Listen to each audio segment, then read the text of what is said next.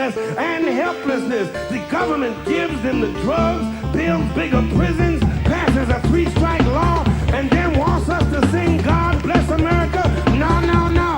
Not God Bless America. God damn America. That's in the Bible for killing innocent people. God damn America for treating us citizens as less than human. God damn America as long as she tries to act like she is God and she is supreme.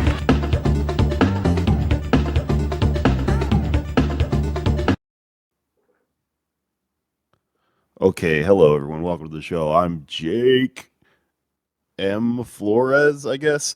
This is Pod Damn America, and that's Anders J. Lee with a mustache today. Anders J. Lee here. What is the M for? I can't believe we've come this far. I don't know your middle name. I know. I shouldn't be putting out information about myself like this. I'm gonna lie. It's for Mario. My middle name's Mario. After Mario Cuomo. Yeah, after Mario Cuomo. Parents were huge father fans. of Andrew Cuomo, son of Excelsior Cuomo. I think he said the other day. Hang on, we'll get to him in a second. First, we got to talk about this mustache because I didn't realize my co-host here, Anders J. Lee, was 25 years old. Wow, looking young. I thought you were in your 30s, but I'm looking at a 25-year-old right now, dressed like a what's 25-year-old, I guess. I mean, yeah. What I was going to say is because the joke everyone's making right now is that 25-year-olds all look like pedophiles because of these mustaches. I thought you were complimenting me because of my boyish appearance. That's why I stopped myself. I was like, well, this is turning into an insult. I meant to compliment people on looking like a damn young Zoomer hipster. But then I started to insult them for looking like pedophiles, and the whole thing turned in on itself. Anyway, that was a nice choice of facial hair. I don't think you've ever done this, have you? I've done a mustache. Yeah, I do every couple of times a year. I'll throw on a mustache just for change of pace. Usually, I like to. You're catching me at a bad time in the sense that the stubble hasn't come in. It's a little jarring when there's no stubble. With stubble, it's I look a lot better. I think that might be the difference. Is with stubble, you look like a millennial, and with a shaved face and a mustache, that's the Zoomer look. Zoomer look, or the Gen X convicted, something bad look, I guess. Like a sleazy baseball player, just old picture of anyone's father. It's kind of Oh, you know what? I'm just realizing now. I saw Eddington last night, and spoilers, please. I really want to see it. This is not a spoiler to know that Pedro Pascal's character has a mustache, and then I went home and shaved it without even making a connection. I went home and did this up, so I guess that's why. You wanted to look like Pedro? That makes sense. He's the hot new old guy.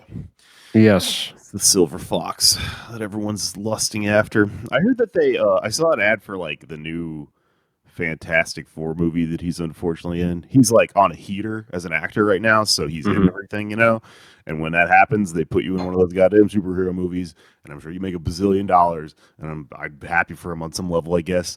But he's playing like the main guy of the Fantastic Four. I'm sure you know more about this than me. But apparently his name is Reed Richards. This might be bullshit, but I saw something on like Instagram, so it's probably bullshit because it's just a thing. But they were saying that like he's been downgraded from being the lead, and I thought that the movie already came out, so it seems like a very difficult thing to do. But what they were implying is because he spoke up about Israel and Gaza, that his part got kind of cut because of that. And I have not seen the film, so I don't know if that's true. This kind of sounds like clickbait to me, but it also sounds like it could happen. I just like how do you take the main character and make them not the lead anymore? It doesn't really make any sense to me. I mean, with most characters, that would be very difficult. But the core conceit of Mr. Fantastic is that he's bendable in shape. So maybe they had scenes that he was in as like a regular Pedro Pascal sized character, and then they just shrunk him and made him smaller just to retaliate for the pro Gaza stuff. So you just have like a smaller Reed Richards Not to say that small actors can't carry a scene, but maybe they put him in like a little ball, and his dialogue is just like you can barely hear it, and it's mostly the Invisible Woman, who you also can't see. This actually sounds like a terrible movie. It's just Watch well, maybe the invisible person. yeah. I wonder if they do anything with that. Yeah, because that obviously a lot of gender dynamics to unpack there. But yeah, fantastic. I am curious to see it. I know I hadn't seen a comic book movie until Superman. Well, no, that's not true. I saw the Batman. What am I talking about? But I am curious to see this one. As listeners have pointed out, I'm one of these people who's like, comic book movies are bad. They should all go away. And then I see them anyway. In some cases, select cases, ones that look like they have they're socially relevant. Yeah, for podcasting purposes, this is always an excuse to see a bad movie. Speaking of, how do I segue here? Speaking of,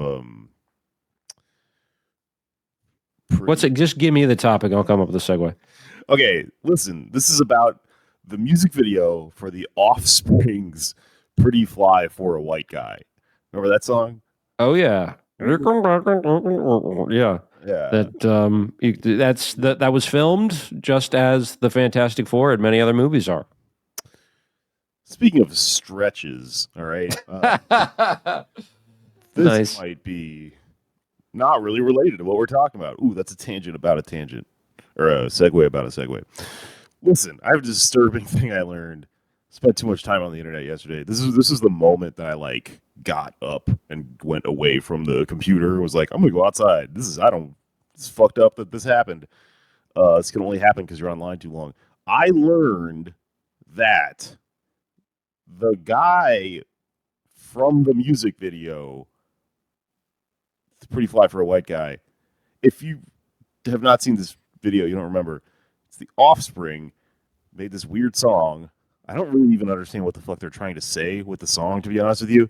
They're making fun of like a white dude who's like corny and he dresses apart. He dresses up and shit. Yeah.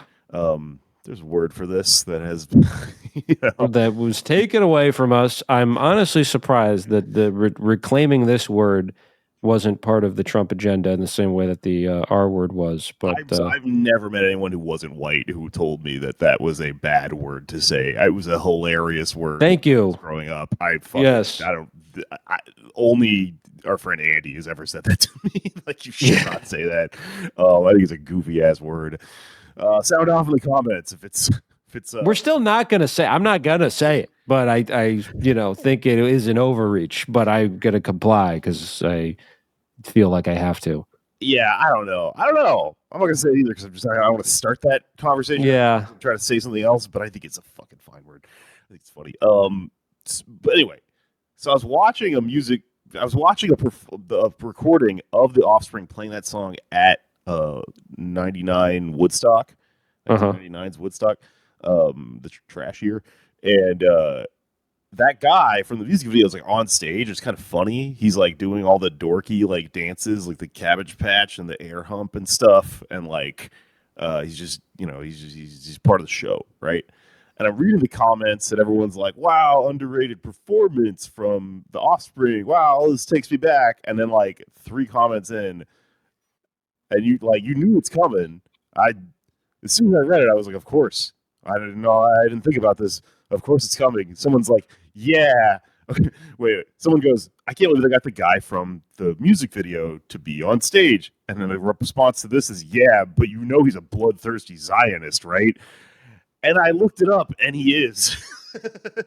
Boy, the guy who stars in the video, but not necessarily the Offspring themselves. It's not the Offspring themselves. The jury's still out on them. I don't know. I didn't look it up.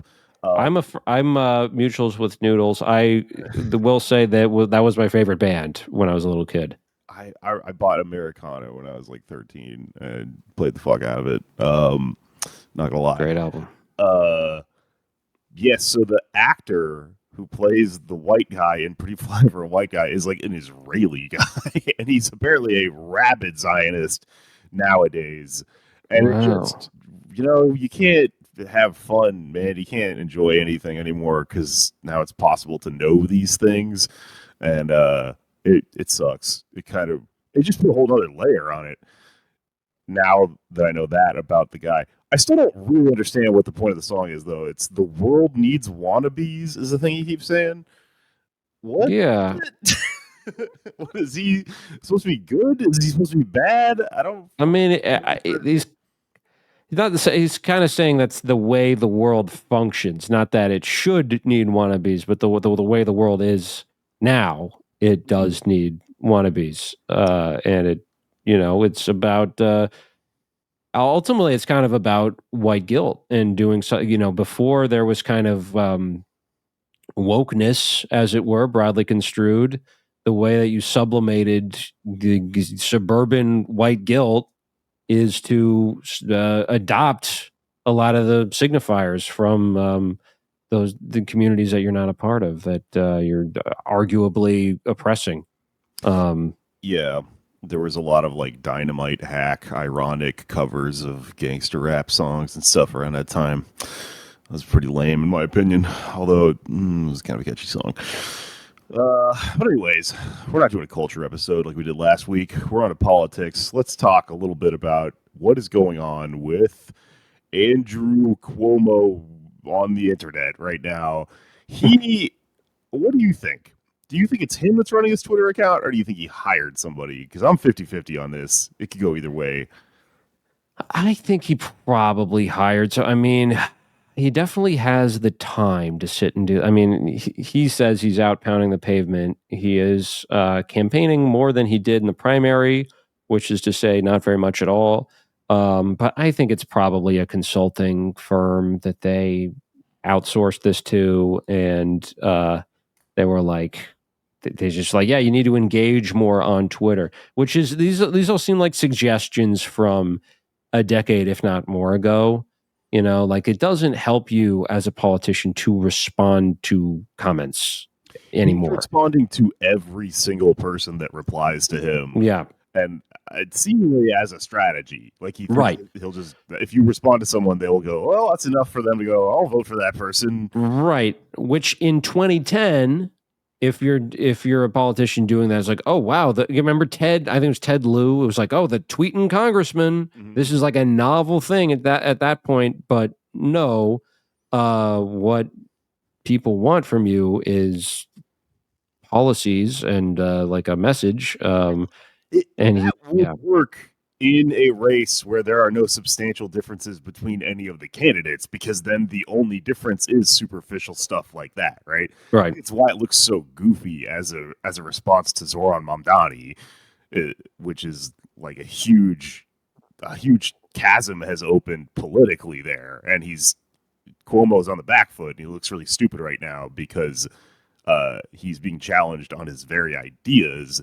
So just to do like weird consultant stuff like that, to just buy a weird focus group to make odd moves like that, it makes him look really stupid, I think. And I'm pretty excited about this because the fucking election isn't for a few months, so this shit is just going to go on for a while. And I don't think he's doing a very good job. I don't want to get overconfident about it or whatever, but it's like this stuff is like embarrassing. Like he clearly has like nothing. He's also doing this whole thing about Mamdani's house, which is, if you pay attention to this stuff, it's like they're going to come up with, that's just one of their moves. They're going to come up with an attack on a left-leaning socialist politician's home one way or the other, right? If it was AOC, it's that she lives in a really nice house, therefore that undermines her socialist whatever.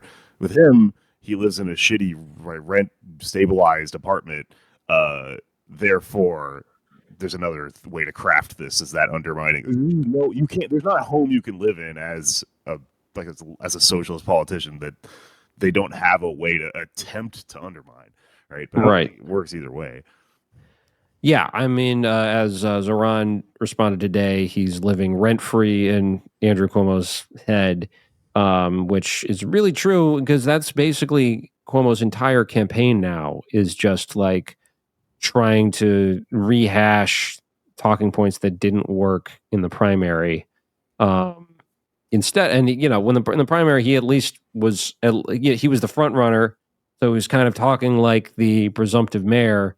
Now he's like purely just attacking Zoran with social media stuff, but also his policies themselves are just ways to go after Zoran or attempt to. He proposed today or yesterday means testing rent stabilized apartments. Ooh, So basically, boy.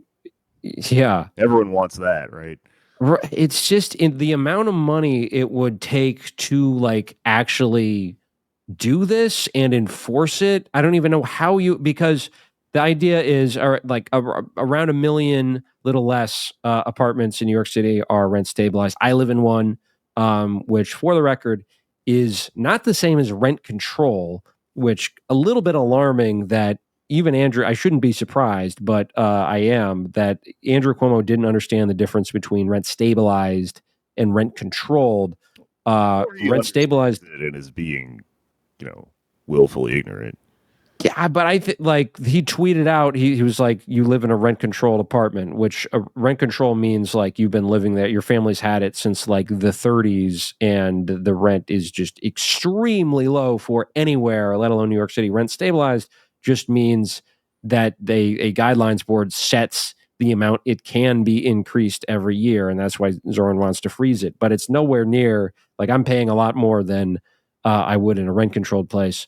But in any case, like his proposal is to means test this and make it so you can only get a rent stabilized apartment if you are under $100,000 a year, which I certainly am, as are many people, including Zoran. When he first got this apartment, he was not making that much money. But then it raises all kinds of questions like, what if somebody gets a new job? Do you then get evicted? Because if you're making like $101,000 a year and you're like, you know what, I have maybe you have kids, like I actually could still use this rent stabilized apartment.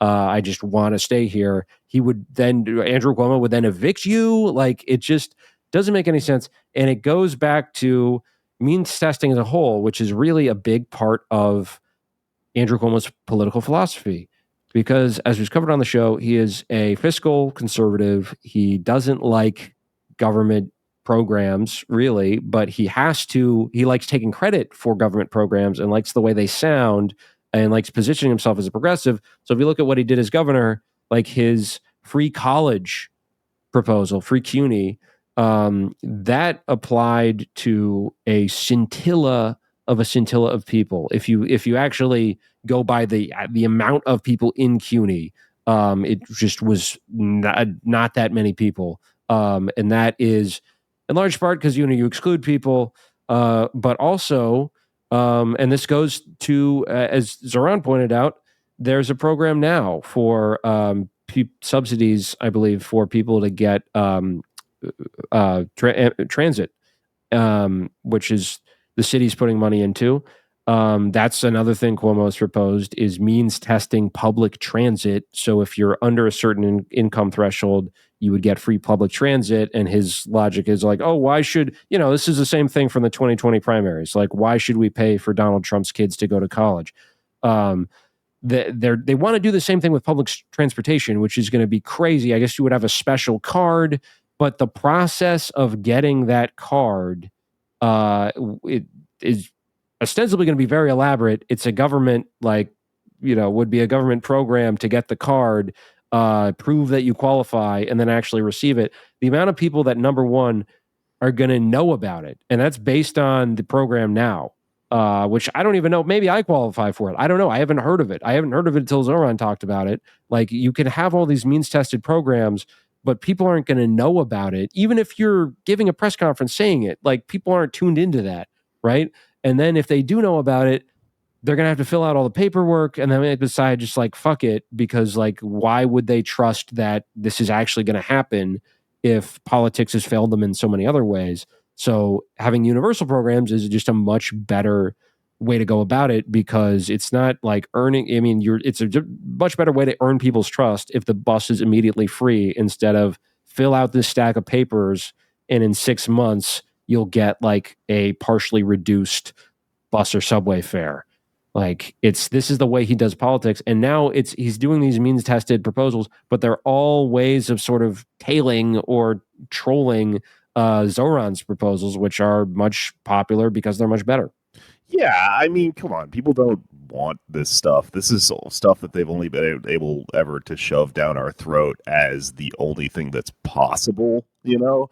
So I don't really think it works as a response to the better, more universal program being offered by the person that just beat you in an election that already won. Because usually the defense against that is, well, that's nice, but it can't win, right? That's a pony, right? But you got beat by a pony, so you fucking, like, you can't make that argument anymore. You have to switch it up, and it's like just very obvious and transparent. I think.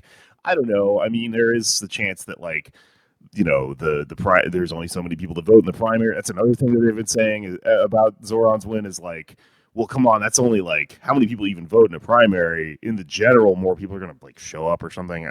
Whatever, you know. Would Cuomo have said that if he had won the primary? Would he be like, nobody voted for me? You know, he'd be like, New York City has spoken, right? Like, where they're coming from tells the story in all of this. It's fucking bullshit. And so now Cuomo is hella online about it, like doing like weird, like he's like, part of me thinks it's him because it's like bad. It's like he took a crash course in trying to be a poster, and he's like responding to people with just like the knuckles emojis and like that's what's up, you know, like just weird stuff like that. He said. Somebody made a boxing analogy to him the other day. They said, like, you're the champ or something. And he responded and said, fly like a butterfly, sting like a bee, which is not the Muhammad Ali saying. That is very famous. Like, everyone knows it's float like a butterfly, sting like a bee. So what if it's either him or he hired like another inept million-year-old man to run his Twitter account, because some old guy that he, you know, goes to the sweat lodge with was like, I got this, Andrew, hire me. I'm in a whole company. We do ads on the internet, you know. I could see him being in the other room and like hey, what should I say to this? And maybe that's one he said, but I don't think he's sitting out and typing this stuff. Like I just don't. Cuomo bot thing that they that's just like drawn on every like weird thought he's ever had. Sliwa is also killing it online. So they're all trying to do like the video thing now, I think, because of Donald and like the Zoran campaign. Sliwa took a bunch of videos of him and his wife at a Chainsmokers concert, like a show in the park or some shit the other night. Chainsmokers are like an EDM duo. They're famously like not good. Everyone kind of hates this fucking band. And I reposted it and just put like a hell yeah, you know, just like something like that because it's funny to me. Fucking immediately got a like from Curtis Sliwa. So him again, is it him or is it an intern? I don't know, but I kind of think he's you know, how much does he actually have going on, right? He does interact with people like us. He has fundraisers with dumb comedian open micers and shit from like the worst parts of the Manhattan clubs. Keep an eye out. People we know are going to be on him in the next month or so. But he's out there. That shit's hilarious. If we don't have any, unless we have more to talk about with regard to the New York City mayor's race, I did want to talk about a couple other things happening in politics. Well, if I may, just the one of the best tweets from this weekend, Cuomo accused Zoran of displacing a homeless family because he lives in a rent stabilized apartment, which doesn't totally add up in a lot of ways. But one being that Cuomo is trying his best, arguably, to prevent Zoran from vacating that unit and moving to Gracie Mansion, because in New York City, the mayor has a residence. So that's on you, Andy. That's true. Yeah. And it's all, I mean, there's so many holes in this. Like, where does Andrew Cuomo live? In a fucking huge mansion, not even in New York City. That's another fucking thing that's going on here. Does he care about this? Would he live by these rules? No, but he says he's not a socialist, so he doesn't have to. So he's not a hypocrite for like not living like this. But it's stupid. Doesn't make any sense. No one's buying it. No one's buying it. Don't even entertain the idea that anyone's buying it. Speaking of shit that no one is buying, you know what? People probably are buying this. Well, you know what? Maybe not. This has actually been an area of some discussion. Pete Buttigieg appeared on Pod Save America and said a bunch of dumb shit about. He said a bunch of just non-things, like a broken computer, the way he talks about Israel, and clearly all of this is the rollout for the only thing that these people fucking ever think about, which is like the next opportunity for them to get into politics and get into an election, right? This is all about 2028 or whatever. The next presidential election. It's like Halloween. It comes, or it's not like Halloween. It's like Christmas. It comes closer every year before Halloween. We're already getting inundated with dumb, hypotheticals about the next presidential election, and these main contender types making moves now to strategize for position that far down the road. Like, I think when we talked about AOC a while back and that was your explanation, that makes sense. Like, in my mind, that's all she cares about, is trying to fucking get elected eventually.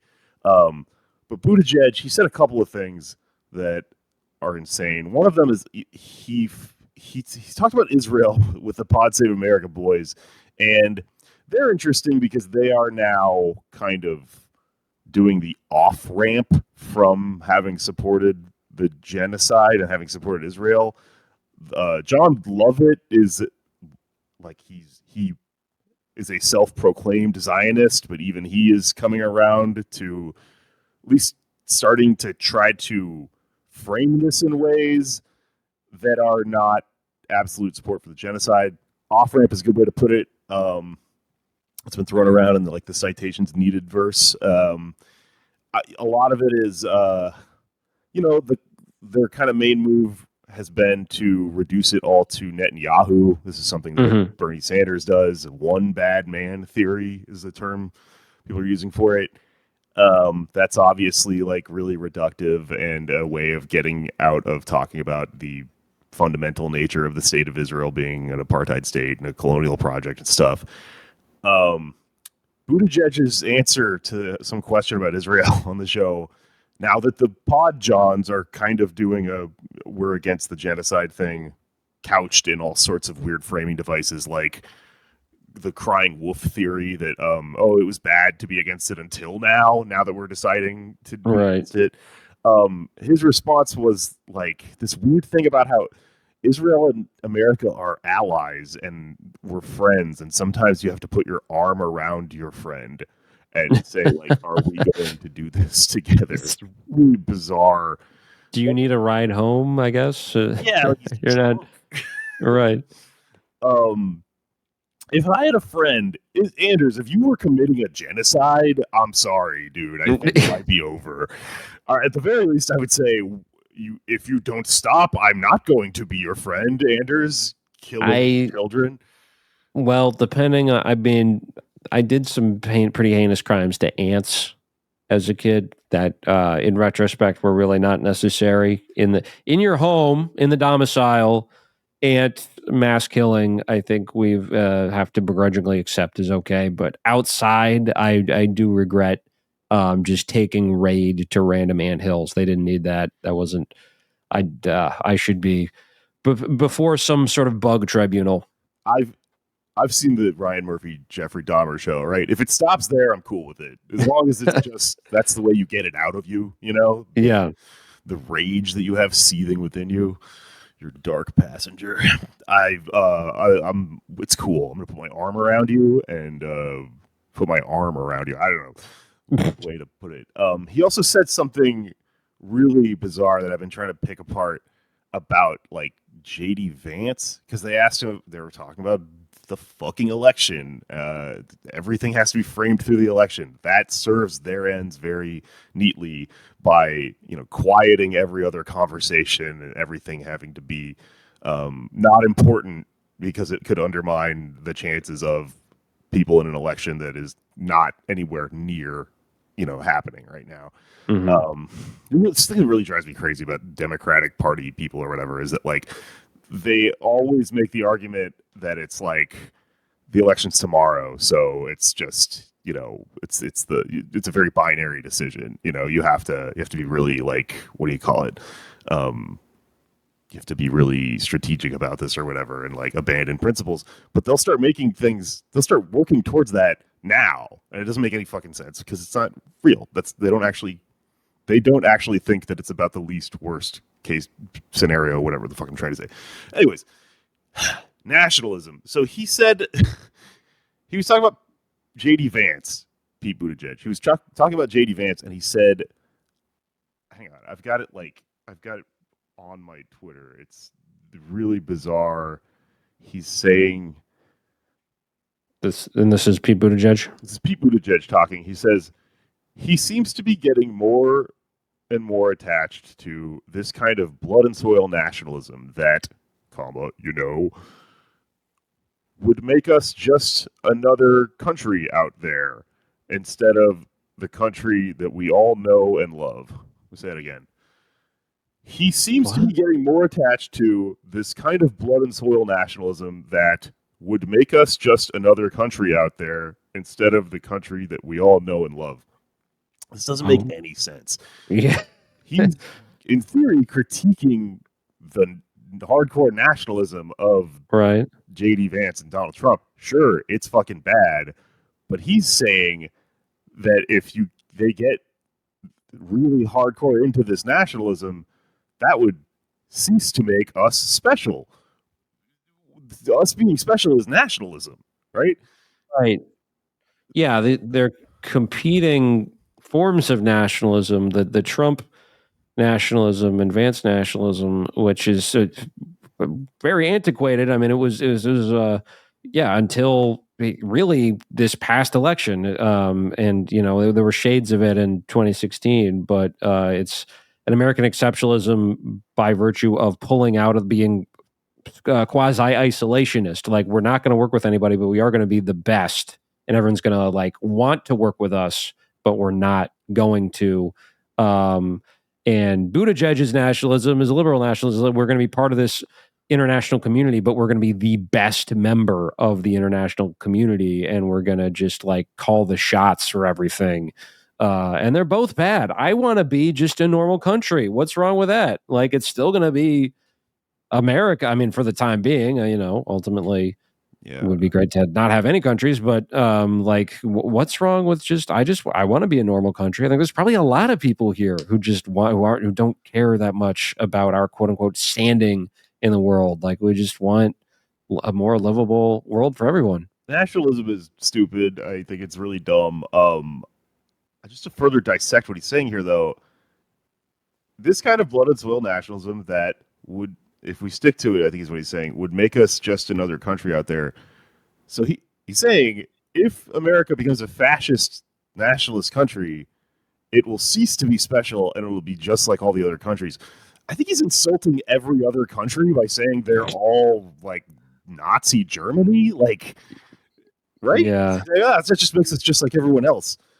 It doesn't make any sense. And then he rounds it all out by saying, instead of the country that we all know and love, which is just weird. That's just a weird phrase, I think, to use about your argument that America is this super special place. The country that we all know and love.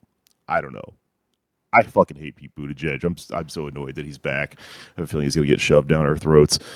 But I don't think he's got. And the Gavin Newsom, I feel similarly about, where it's like the media class are like, this guy has it. He has the juice. He's going to be a front runner, a big contender in 2028. And Buttigieg had his moment because he was an unknown quantity in late 2019, early 2020. But like the Israel thing, the Palestine thing, that is a very recent development, but it is a very real one. And if you look at some of these like wine mom podcasts, I don't think I'm disparaging just to prefer them that way. There's these women in Oklahoma. I've had it. Have you seen this? When I first saw clips of it, it wasn't originally that political, but they really go hard on Republicans, and now they are like vehemently almost anti-capitalist. They are not pro-Israel at all, and I think a lot of the Democratic base is not pro-Israel, and the Buttigieg's of the world have not kept kept pace with that. I think there's a disconnect between not just them, AOC as well. I don't think she fully appreciates how far left or how just pro-Palestine the base of the Democratic Party has moved, and just America as a whole has moved over the past couple of years. And again, very sad that this is what it took, but I think we are entering a new reality. Yeah, no, I think that's pretty well put. And with the arguments I was making when I was talking about manufacturing consent on here a while back, I think that there's something to be said for this argument that people are making that's no longer like how it works on some level. I think this is neither one side nor the other has it entirely right. This is a complicated, interlocked dynamic. We're going to see them attempt to wrangle the narrative.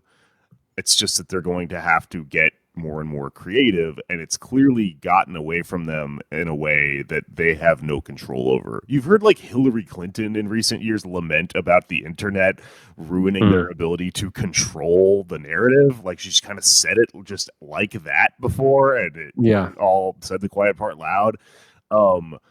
We are careening into a world where, you can see them by the very nature of,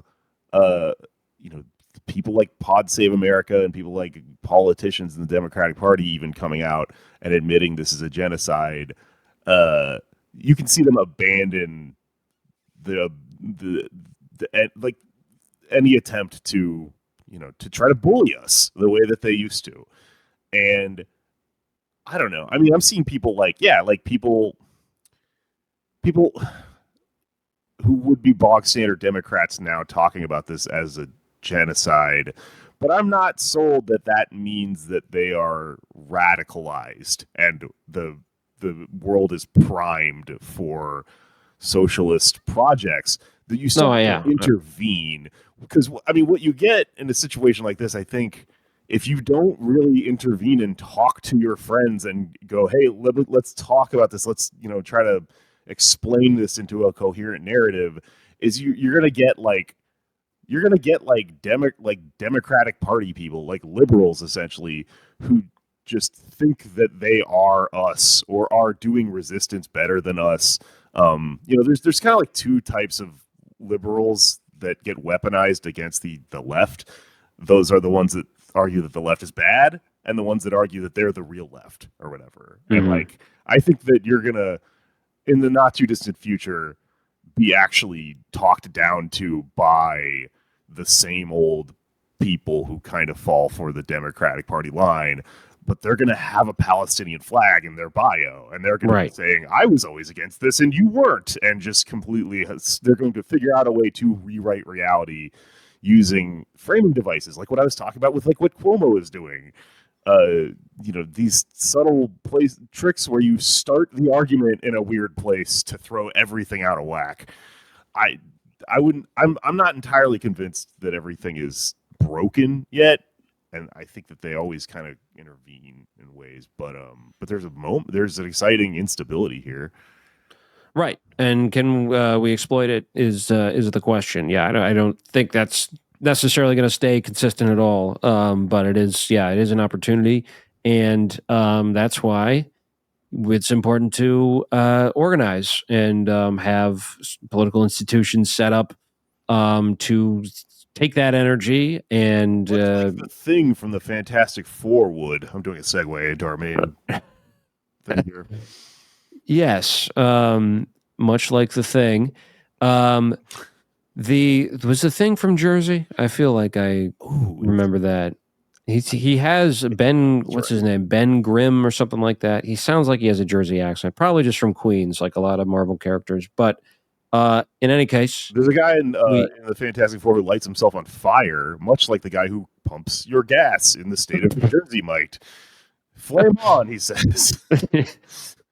Please, yeah, get that person help if you're someone's pumping gas and they want to light themselves on fire. But speaking of trying to harness that energy and focus it upwards at the ruling class, we have a couple guests today who are running in tandem for two different seats on the Jersey City City Council.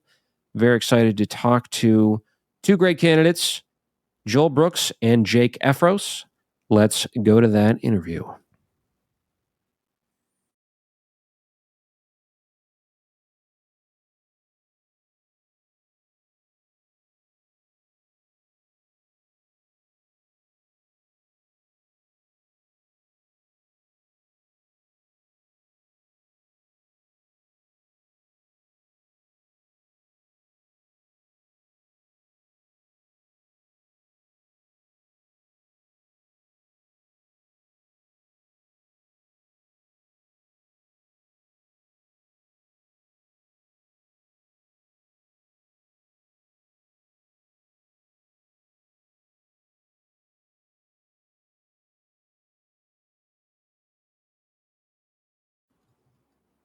All right, we are now joined by Joel Brooks and Jake Ephros, who are both running for City Council, Jersey City City Council. Folks, do not try the shortcut. They wouldn't let me get away with this and just saying Jersey City Council, because that could be any city in Jersey. But thank you guys for joining us. They are both candidates backed by North Jersey and Hudson County DSA. Why did you guys? I want to know why you guys wanted to run for city council, and usually would go in alphabetical order, but you both have the same letter of your first name, so I'm going to go with the last names. Brooks supersedes Ephros in this case. Joel Brooks, why did you want to take the plunge and run for city council? So this is actually my second run. We took a shot in 2021. We came up short by 185 votes out of 4,700 cast. It was the first really kind of sophisticated campaign that our chapter ran, electoral campaign. And it was a lot of fun. We knocked on 40,000 doors. We raised $74,000 in grassroots contributions. And we actually won election day. We won in-person voting, which was why the margin was so close. And after that, organizers like Jake kept up the fight in Jersey City and won attendance right to council. So my partner and I had a kid in 2023 and wasn't sure if I was going to do it, but Jake pulled me in. Nice. Jake, you were invoked. You pulled him back just when he thought he was out. Jake pulled him back in. What made you convince Joel to run again and then run yourself? I said, Joel, I'm going to be so lonely if you don't join me in this. No, I mean, I think it's really strong for us as a DSA chapter to run not one, but two candidates and kind of multiply the power and effect of our campaigning when we can. It shows that this is not just about electing one candidate, not just about electing two candidates, but about building a movement that's bigger than any one of us. And yeah, I think it's been really exciting to get to work together and build this kind of slate that we have across these different city council districts. And you are running on different parts of the city. What are each of those respective wards like? I'm in Jersey City Heights. That's Ward D. And I'm in Jersey City Ward B. That's the west side. So if folks are familiar with Jersey City, it's about a 15-minute walk southwest of the Journal Square Path Stop. We have the best county park, Lincoln Park, two colleges, NJCU and St. Peter's. And yeah, that's the west side. Cool. And Jersey City, as well as New Jersey in general, famed political history. This was some really fascinating stuff.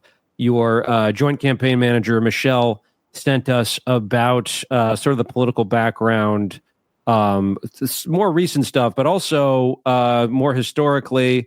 Apparently, there was a politician, Frank Hague, who I believe was mayor of Jersey City for a time, who had more people vote for him than there were registered voters in Jersey City, which is maybe the work of a magician. I don't know if that's what he tried to argue at the time, but obviously accused of some corruption and ballot rigging there. And then there's a woman, Amy DeGeese, who ran into a cyclist in her car recently. And also, a blast from the past, millennials will remember, Jim, I'm a Gay American McGreevy, the governor of New Jersey, who had to step down in 2004 after, and this is the way it's remembered by a lot of people, after it came out that he was gay. That's how the scandal is sort of remembered now. And there's, obviously he went on Oprah and did the sort of catharsis healing thing. But not only was there more to that scandal, but he's also coming up again because he is running for mayor of Jersey City. What can you guys tell us about the real background on his scandal and why he actually stepped down, and then what he is doing now and why he's trying to become the mayor? Where do we begin, Joel? We begin at the beginning. the very beginning. So McGreevy, yeah, he said in there's like, it's not that he was coming out as the reason he had to step down. There was a great deal of corruption behind all of that, where he brought an Israeli boyfriend into the state Democratic Party and passed reasonable security clearance, hooked him up with a house and decorations, and just really set up this foreign national with work in the state and the state party that was well beyond what should have been and what was allowed. And so there was a great deal of corruption in McGreevy's administration, but it was convenient more convenient at least. And I think a demonstration of McGreevy's tact as a politician to pivot to, oh yeah, I'm a gay American. Focus on that, hide the ball. Right, which is a phrase that I'm almost wish that would be adopted more, just because it sounds so clunky. I mean, politically, I guess I'm glad it's not LGBTQ gay American. But that's something he said at his press conference. I am a gay American. But he's running now for mayor of Jersey City. Joel, what can you tell us about his campaign and what kind of faction in Jersey City politics that it represents?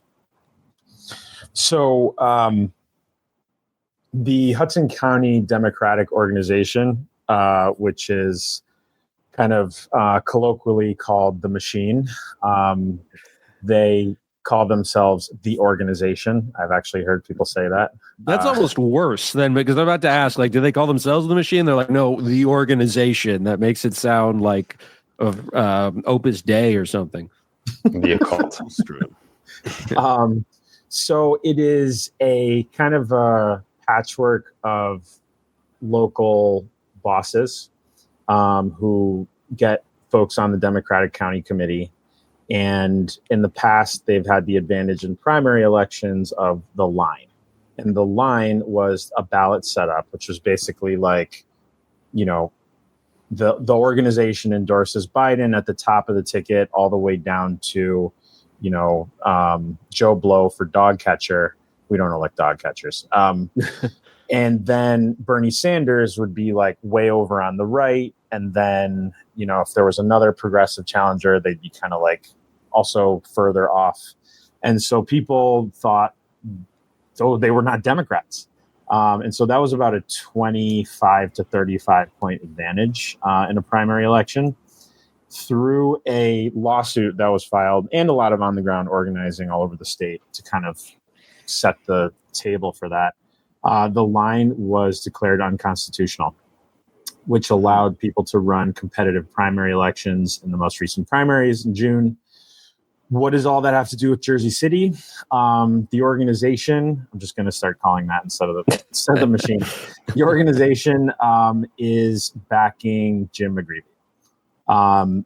They were successful in a couple of the primaries locally for state assembly. They were not successful in a big, in a very big kind of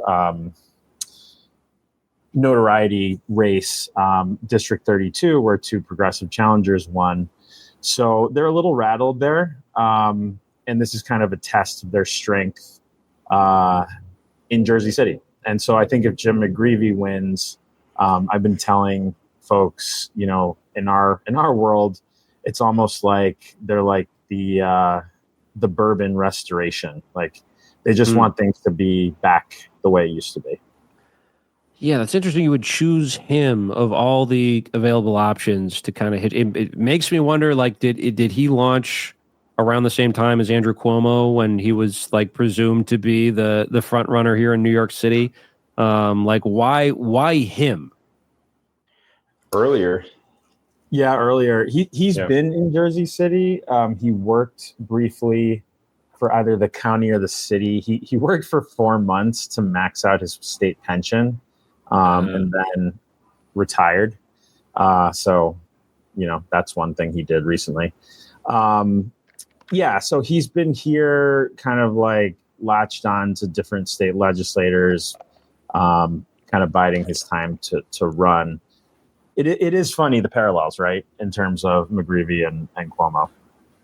Yeah. Disgraced former governor comes to run for mayor of New York City and Jersey City, respectively, and both of them are deeply entrenched in like the MAGA Trump donor world as well. I mean, McGreevy's multi-million-dollar war chest for this mayoral race that is also going to the slate mates that he has running in the different city council districts. That money is coming from some of the most revanchist and backward sectors of the political world in the West right now. So it's the familiarity to Cuomo's race in New York is really striking. Yeah, and I will say I think Cuomo has probably done more damage to the world, definitely as governor than McGreevy did. One of my favorite YouTube videos is him before the scandal, him having to denounce Amiri Baraka because Amiri Baraka was poet laureate of New Jersey during 9/11, and then thereafter wrote a poem about how Israel did 9/11. And this is in like 2001, 2002, and you had to like trot out this guy McGreevy to be like, that was not cool. But who is he running against? Have you guys aligned yourselves with a more progressive mayoral candidate? Jake, do you want to go first? Sure. I'm running independently. So every other candidate in Ward D in the Heights where I'm running is with a ticket that has a mayoral candidate at the top and is getting that kind of slate money from whatever donors they're collectively getting. And so it's a really crowded field with 6 of us right now, and the other 5 candidates are honestly with someone at the top of the ticket running for mayor. I'm running independently, and the Heights, I guess I didn't really get into it earlier. The Heights is the northernmost part of Jersey City, and Ward D has the Heights and the slopes and a weird sliver of downtown as well. But our neighborhood definitely prides itself on a spirit of independence. The previous council person to the incumbent that we have now, his name was Michael Youn, and everyone I talked to who interacted with Michael Youn basically says, love him or hate him, agree with him or disagree with him. He was a thorn in the side of the mayor, and you could always count on him to have that independent streak, to listen to constituents in the neighborhood, to residents in the neighborhood. And he would tell you, I think you're wrong. I think you're right. Whatever it was, but he was accessible. He was there. And he was clearly not beholden to the mayor of Jersey City. And I think people want that again. So I find it really important to be running independent in this race. And it's definitely refreshing to people at the doors. And so there are things that I think are good and maybe worse about different mayoral candidates. Certainly McGreevy is the one I will tell everyone I talk to that I really do not trust at all. But yeah, I'm running independent from any of those candidates. Mm. And Joel, are you running independently as well, or do you have someone you've endorsed? So I'm not running independently. I'm running codependently. No, I'm kidding. With Jake, we are codependent. We went to go see Anxious attachment style. Yes, that's what we need. Hey, if we're gonna beat back the organization, we need some stuff of our own. Those cult-like behavior for sure. So I've cross-endorsed with a guy named Bill O'Day. He's the current county commissioner for this area. He came to me even before I was sure I was going to run. We worked together on some tenants' rights issues, like people whose slumlords were turning off their heat in the winter, trying to freeze them out, broken elevators in rent-controlled buildings. And I knew him from before when Hudson County and North New Jersey DSA were in the fight to end the ICE contract at the Hudson County Jail. He was one of the few county commissioners who continuously voted to end the contract. So, he was willing. He's willing to work with the socialists, which in New Jersey is, something. And he's definitely catching some heat for that. So I'm not on his slate, but we have cross-endorsed. And, he lives in Ward B. He's lived here for a long time. He has a lot of roots here. He's a big union guy too. And I'm a union organizer. So we decided to work together. Mm. Well, yeah, when you say he doesn't want to work with a socialist, that makes me think of like if we were on season 25 of The Sopranos or whatever, them having to deal with an intransigent DSA elected official, how that would go.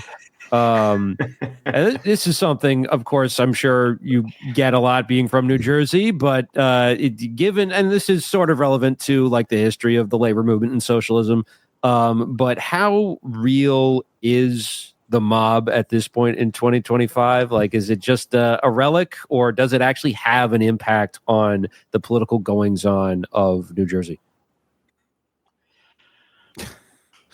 Joel, how far out onto this limb do you want to climb tonight? Yeah. There are stories.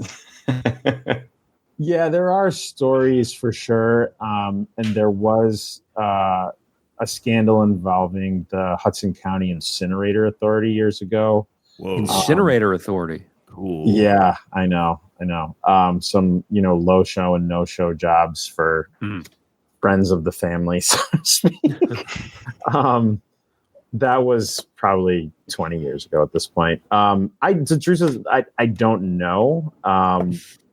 But I think it's more the kind of like petty corruption that's a problem in Jersey City. We had a Board of Ed president who just like repeatedly used, I don't even know how he got a hold of, city funds for his own personal stuff, but he did. So yeah, that's kind of the more common, the money, the cash in a paper bag in a diner. That's like a real thing that happened. And it's now there's a new restaurant in that diner, but they saved the booth. Cool. And they call it the mayor's table, actually. So wow. Cool. Presumably the paper bag is not still there. No. I mean, Joel mentioned the incinerator. In Jersey City, we have a privatized garbage contract with this company called Regional Industries, and we've paid them $77.5 million for the past 5 years of contracting with the city for residents trash services, which you come up here in the States, people, again, by and large, are terribly disappointed with how dirty it often is, and the company not doing a good job. 5 years ago, it was the only bidder, and Jersey is the kind of balkanized, like you have 100 different municipalities and 300 miles. There's a lot of different trash companies that service these different towns. So how did it come to be that there was only one bidder for Jersey City's trash contract? And so I like Joel, I can't say for sure the extent to which there's this kind of cabal families that are pulling public strings. But I mean, there's the effects, the kind of function is similar, where people are not getting the services that they deserve for everything that we pay to live here. Which is why we municipalize trash services, bring them back in house. And then, there's that. There's obviously our esteemed former Senator Bob Menendez and his gold bars. So we have run the gamut of very dramatic and Soprano style corruption in New Jersey. Yeah, sounds like that company may be called Barone Sanitation. We'll have to look that up. But you mentioned Menendez. He's got a son who is running for office. That's to represent Jersey City, right? What's his deal? And is he popular in the community?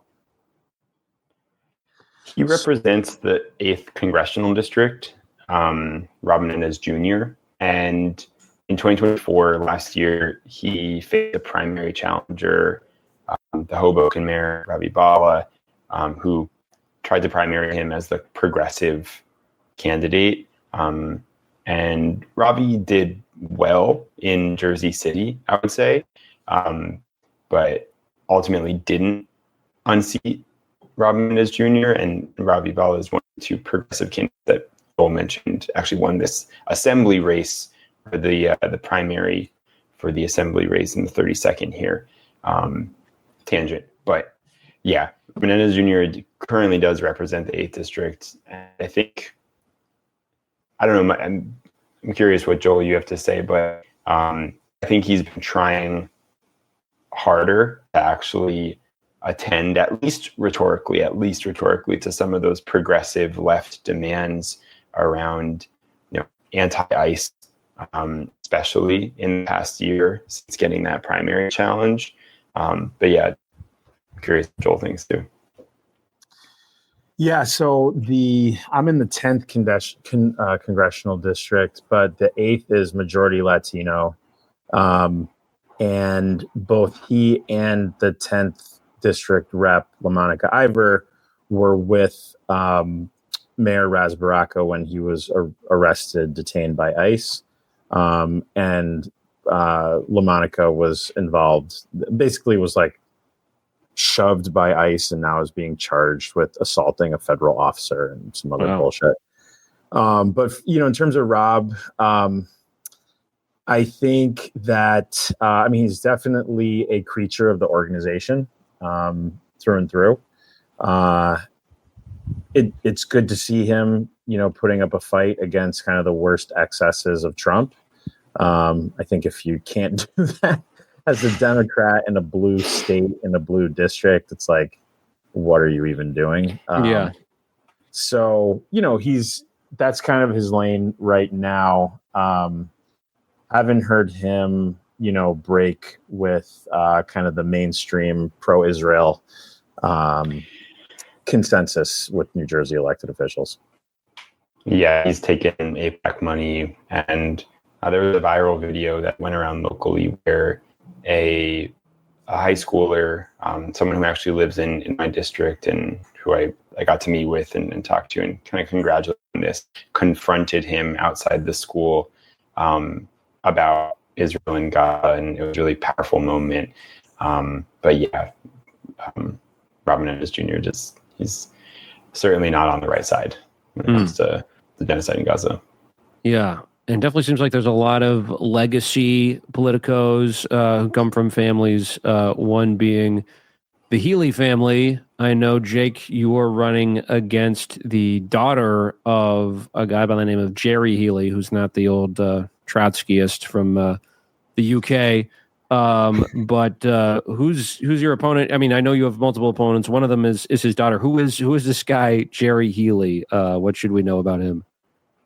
Yeah, and I'll start by saying, too, I want to distinguish between any political critique of, my opponent, Catherine Healy, and her dad, and kind of critique her and that race for her own merits, that race's merits, as opposed to her dad. Her dad is an extremely colorful figure with also a lot of dramatic stories in Jersey City history. But I'll say that Catherine Healy, who's running in Ward D as well as a city council candidate, she's on McGreevy's ticket. And so my sense is that she is running because she believes McGreevy's the best candidate for mayor. And as has been discussed, I totally disagree. So that being said, yeah, Jeremiah Healy is his own beast and has some pretty notorious fun stories about him as well. Yeah, certainly don't want to impugn anybody for who their parents are. Joel, for instance, should not have to answer for his father, David Brooks, the New York Times columnist.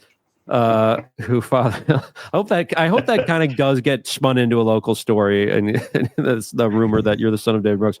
But this is a funny story Michelle shared with me, is that Jeremiah Healy at one point was found naked on his stoop, having drunk 8 beers over a 3-hour period.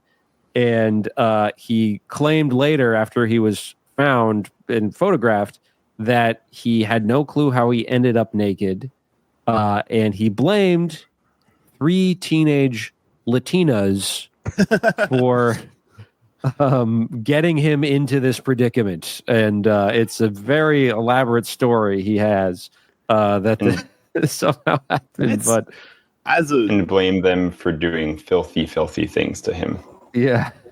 As a drinker, as a fan of 3 Latinas, not like 8 beers is not that much. It's a lot, but it's not nude. I don't know how I got here. Level of alcohol. That's just lying. Yeah, maybe if you're mixed, maybe you're on SSRIs or something. It could add up, but yeah, quite a bit of a pretty big clown car of people you're running against, or just you're going to have to. Yeah, he's no longer. I don't know if he's retired, but he's no longer around, for better or worse. But you guys are going. If you get elected, you are obviously going to be opposing the organization in government.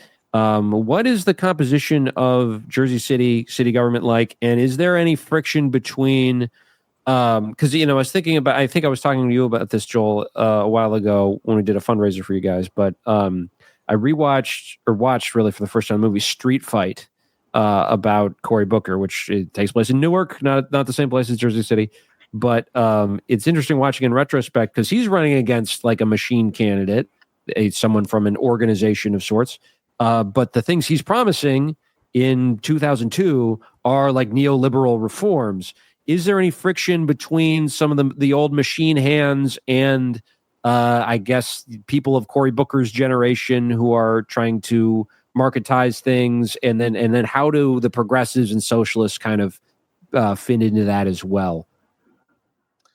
I'll take a stab at that. I mean, Steve Fulop, who was mayor for 3 terms, I think there's some parallels to him and Cory Booker. He took on the organization. He beat Jerry Healy.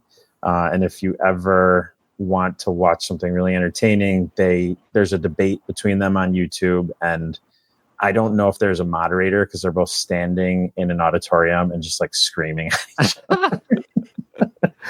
I won't do the imitations of them, but yeah, Fulop came in as, big critic of Jersey City Public Schools and the teachers union. He's kind of taken them on, tried to make them the villain over the years. And, as state aid to Jersey City has been cut, he hasn't done really anything about that to our, the state aid to our schools. So that's for sure kind of a factional battle in Jersey City. And that was kind of a proxy fight in this most recent primary, was the organization really trying to end Fullopism, for lack of a better term. No one calls it Fullopism. I just made that up. But Fullopismo. Wow, he should be so lucky to have such a phrase behind it. Yeah, if Google name search, his name pops up, he'll definitely watch this. Hi, Steve. But yeah, I mean, they definitely wanted to kind of put down his whole thing. He ran, folks for assembly that did not win. And then in terms of progressives and socialists, I mean, we don't have a big track record really thus far.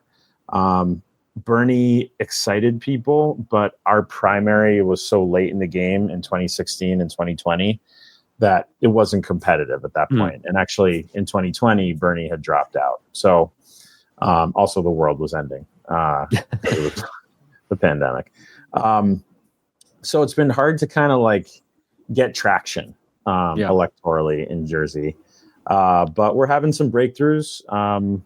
Some exciting candidates are winning, in Essex County and here in Hudson County as well. Yeah, I'll just share the composition now is that we've had a city council that's a 7-2 split. Can be divided that way. 7 people ran with Steve Fulop on his slate in the 2021 election.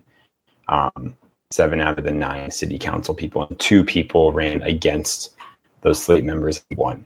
And 185 vote difference would have made Joel the third non-Fulop person on city council. But it's a definitely stacked majority that unfortunately has rubber stamped a lot of what Steve Fulop's wanted to push through, including most recently the Pompidou Center project, which is a kind of passion project of Fulop's to insert a French art museum into Journal Square in the middle of Jersey City.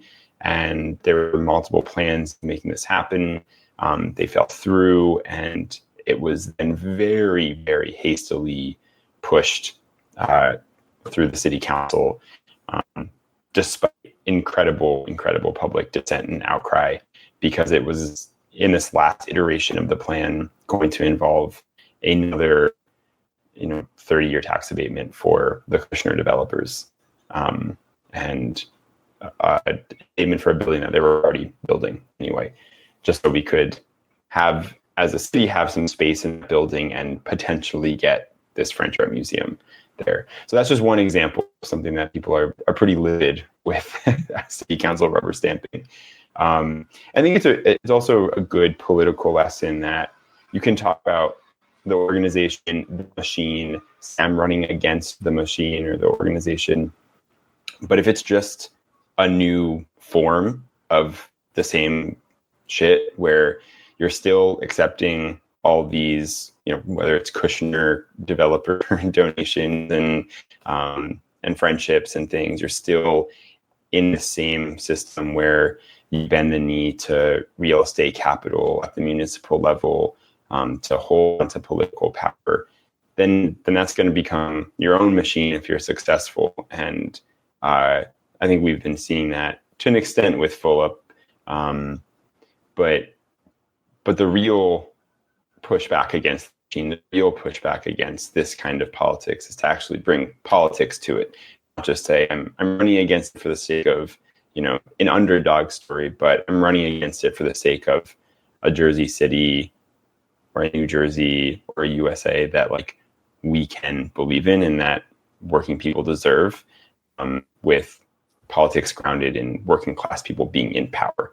And I think that's what DSA brings to the table. I think that's the DSA difference, as we like to use, that our campaigns are not just about doing elections better, having better, smarter, more progressive people in elected office, but it's about having power, putting working class people in power, building on social movements, building on labor movements, so that we can actually usher in a new era where real estate capital is not at the center of political power in our cities. Mm. And what you mentioned, municipalized trash pickup, are there any other, what are some of the other agenda items you guys are running on? And how do you plan on, if elected, getting them through the city council? I'll start with Joel. Bullying. No, I'm kidding. Bully pulpit, Joel. Come on. Yeah, sorry. Oops. We are running, and this is a funky election because Philip is leaving, and so it's really wide open. Jake and I are both endorsed by DSA, our chapter, and national DSA, which has been a blessing in terms of support. But so like 4 out of 6 wards cannot vote for either of us. But what we want to communicate to folks is a vote for either of us is a vote for universal rent control. We're a majority renter city. Universal childcare for kids ages 0 to 2. We do have universal pre-K.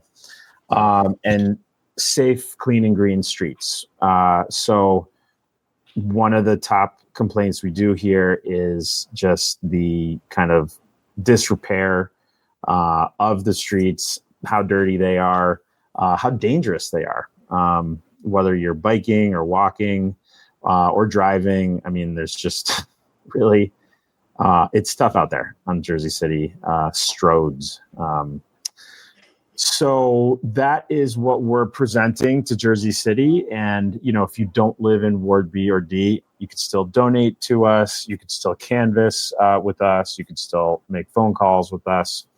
And, in terms of how we're going to win on those issues, we got to organize. We have to organize a base to show the other 7 non-socialist or not yet socialist city council members, that these are issues that, we need to win, and we need to pass to be a leader. To me, that's one thing I've been saying to folks is like, I hear, what are you talking about? Childcare, city council. How are you going to do that? And this is a city, and we'll tip my hat to Philip because it was his first term. The first city in New Jersey with a $15 minimum wage and paid sick days, which became state law after that. So we can do bold things. We can do big things if we organize. And Jake, any thoughts on that? Yeah, I'm excited that we're sharing this core platform of universal rent control, universal childcare, safe, clean, green streets. And again, for a skeptic who might think, well, how are we going to get any of this done? Some of it is looking forward to places that we really haven't been before and looking ahead.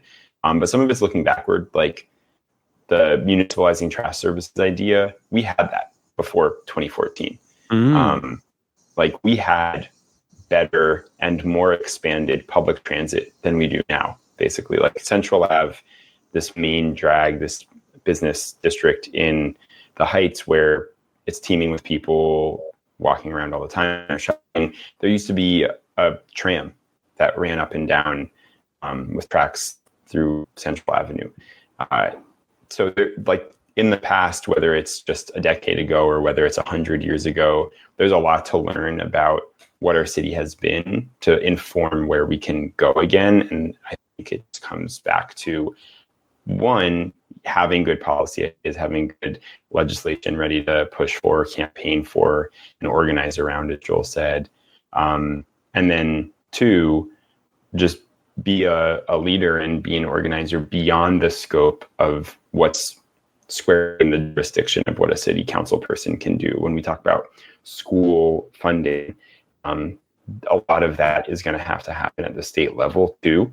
And I know Joel and I are going to work really, really hard to organize so that the state of New Jersey and that Trenton deliver the school aid that Jersey City deserves. That NJ Transit, which is a statewide corporation, deliver the mass transit services that working people deserve here in Jersey City. So it's both. It's having good policy legislation campaigns locally, and then when we got to go statewide, when we got to go to Washington, D.C., we're part of a movement that's much bigger than any one of us, and we do that. Yeah. And I'm trying to do the math here. You mentioned 7 council members in Jersey City, right? 9 total. Oh, 9. Yeah. Okay. And there's 2 of them that are currently sort of progressive-ish. Yeah. They're not with Philip. Yep. Okay, cool. Gotcha. So you guys really do have a chance here to double that and make a pretty big dent in the Filipino power, as it were. Filipino power. Yeah, careful. I'm coining all kinds of terms tonight. Maligang Pasco to my Filipino voters. Yes, definitely vote for Merry Christmas in Tagalog. Yeah. He's actually, Philip is trying to steal that from you. I didn't think of that. He did. So get mad at him. But I am curious, Joel, because you mentioned you ran in 2021, which I remember we covered that a little bit. Me and my friend Nathan did a Mayoral Rama live stream where we talked about the different local races happening in 2021. India Walton was a big L that night. But I'm wondering how this time is different and the difference between running as a socialist in the Biden era and the Trump 2 era. That's a great question. Thank you. People don't say that enough. Yes, super great question. Good question, Anders. Yeah, I mean, in 2020, going into 2021, there was like a lot of pent up energy because people were home, right? People were home. There wasn't very much in-person organizing happening at all. Bernie brought folks to DSA or to DSA adjacent organizations or movements. And so there was a base to kind of tap into here in Jersey City in 2021. And that accounts for a lot of the momentum that we had. And, we had like a really strong fundraising in the first half of that year.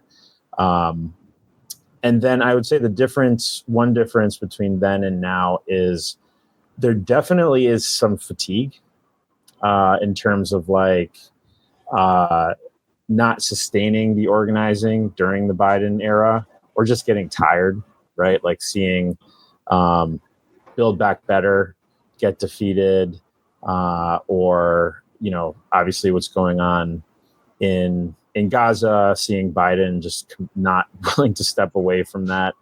It's taken the wind out of the sails, I think, of people who are not in DSA, people who are not in an organization. So, yeah, there's definitely some fatigue, but I think even with that, there's hopeful points to look at too. I mean, Zoran.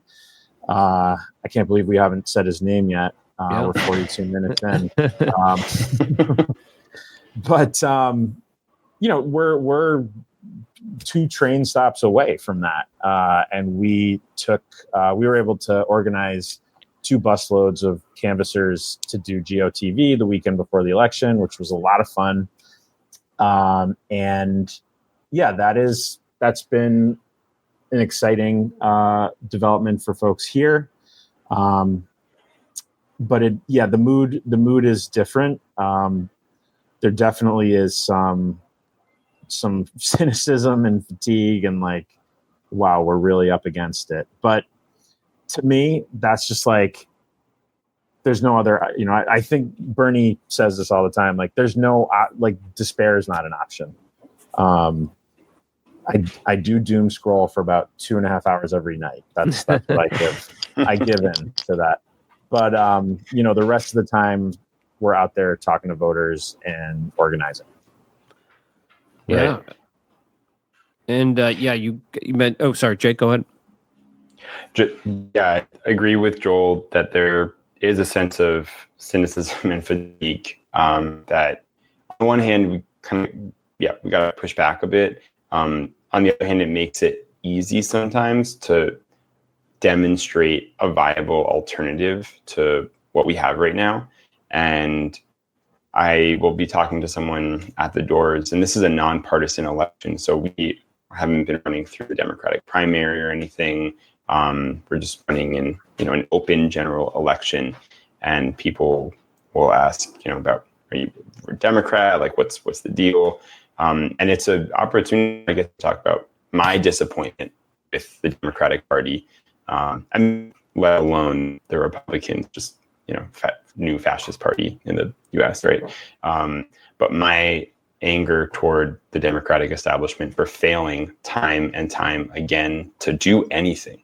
I mean, we've gotten Trump twice now, and they've really done nothing to stand up and fight back against that. And so when I talk to neighbors and I say that I'm running as a Democratic Socialist, that's an opportunity that honestly excites a lot of people to say, wow, okay, this is different. Like, it's not just we're going to make the Democratic be a little bit better and a little bit better, which is a narrative we've heard before. And I think Zoran winning the primary in New York City is a good example of an intervention in the Democratic primary with a Democratic Socialist who's energizing countless people be involved in this movement. But I think being able to present an independent alternative is also really important for people who are fatigued with the same repetitive cycle of Democratic establishment failing us over and over and delivering more and more right-wing presidents, Congresses, etc. Yeah. Yeah, that's definitely a powerful message. You mentioned you guys came out here to New York City to help Zoran. What's your pitch to people like me, New Yorkers, on why we should come out and canvass for you guys? Why the hell not? No. It's kind of far. It's New Jersey. They have the weird thing with the gas station attendant has to pump the gas. What say you? That's luxurious. You should really try it sometime. I have, and it always makes me very uncomfortable, but I just have to accept it whenever I'm in Jersey visiting my girlfriend's family. Well, if you want to experience having someone pump your gas, then that's the trip. And then the canvassing is just something you do while you're there. There you go.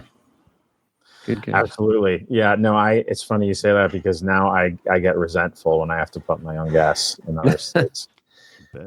But so here's my pitch. So our races are like, first of all, they're winnable.